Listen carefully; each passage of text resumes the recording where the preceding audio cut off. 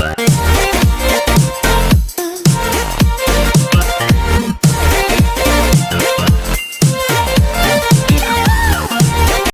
students, yesterday we discussed 7 rules of possessive case. हमने 7 नियम जो possessive case के थे वो कल डिस्कस मैंने किया है. आज मैं 8वां नियम के साथ हूँ आपके सामने. जैसा कि आप देख सकते हैं, मैंने पहले भी आपको कहा है कि जीवित प्राणियों के साथ एपोस्ट्रॉफी एस लगता है. जीवित प्राणियों के साथ एपोस्ट्रॉफी एस लगता है.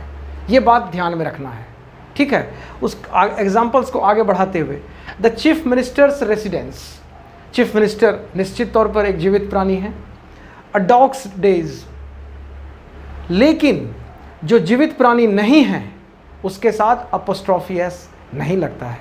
लेकिन ये उदाहरण देखें आप. The roof of the house. House क्या है?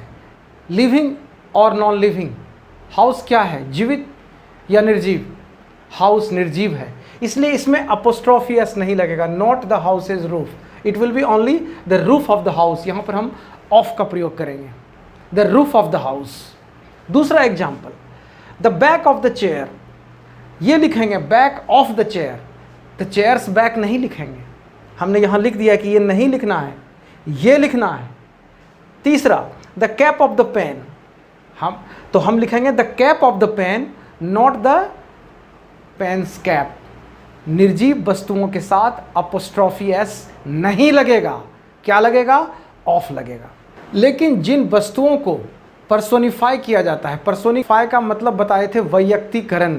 जैसे कि हम निर्जीव वस्तुओं या किसी आइडियाज़ के बारे में ऐसे बात करें जैसे वो प्राणी हो, इंसान हो, व्यक्ति हो, तो वैसी स्थिति में उनके साथ एपोस्ट्रॉफी लगेगा, क्योंकि हम उनके साथ मनुष्यों जैसा बर्ताव कर रहे हैं. हम मानते हैं कि वो मनुष्य जैसा काम कर रहे हैं. जैसे कि लक्स फेवर.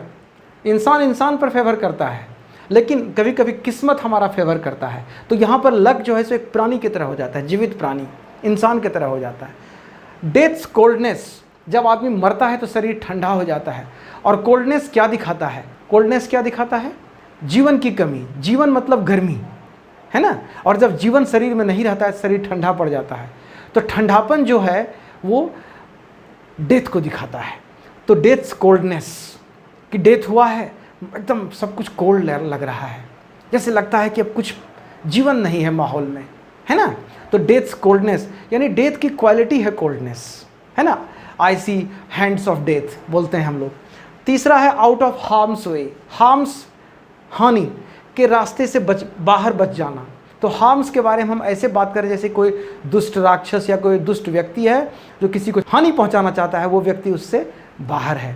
तो इस प्रकार से जो पर्सोनिफाइड ऑब्जेक्ट्स है उसके साथ एपोस्ट्रॉफी लगेगा, क्योंकि वो निर्जीव हम नहीं मान रहे हैं. उसको निर्जीव से हमने क्या किया है?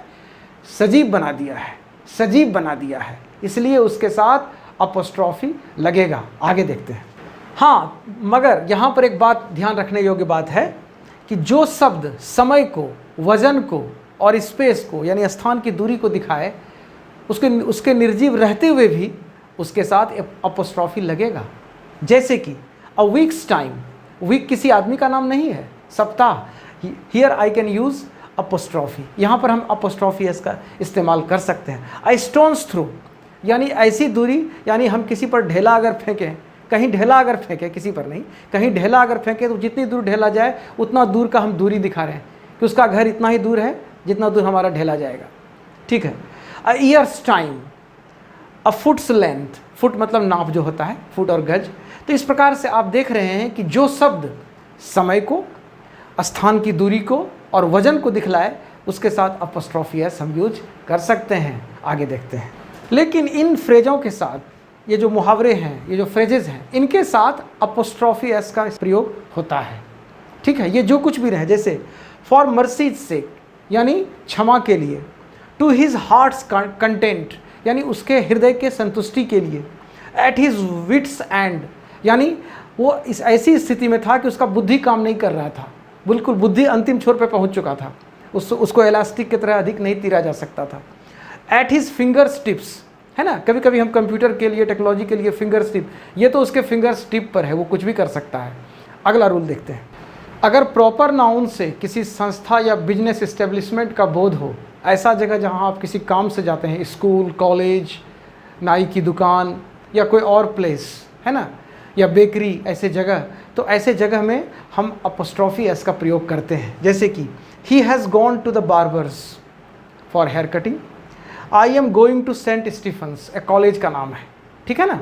सेंट स्टीफन्स प्रॉपर नाउन है, लेकिन इसके साथ हम अपोस्ट्रोफी यूज करेंगे। इस प्रकार से स्टूडेंट्स, मैंने आपको पॉजिटिव केस पढ़ा दिया, समझा दिया। अब हम कल से प्रोनाउन स्टार्ट करेंगे, और प्रोनाउन में बहुत सारे नियम हैं और बहुत कुछ सीखने के लिए है। हम ये सोच रहे हैं, हम आशान्वित हैं कि आप उस क्लास को बहुत गंभीरता से फॉलो करेंगे, इंटरेस्ट से फॉलो करेंगे, क्योंकि वहाँ पर आपको सीखने के लिए बहुत चीज़ है। क्योंकि हमारा बहुत सारा मिस्टेक्स प्रोनाउन के एरिया से आता है, बहुत प्रकार के प्रोनाउन होते हैं, तो उस एरिया में हमें जाना है और सीखना है। So wish you all the best, have a wonderful day.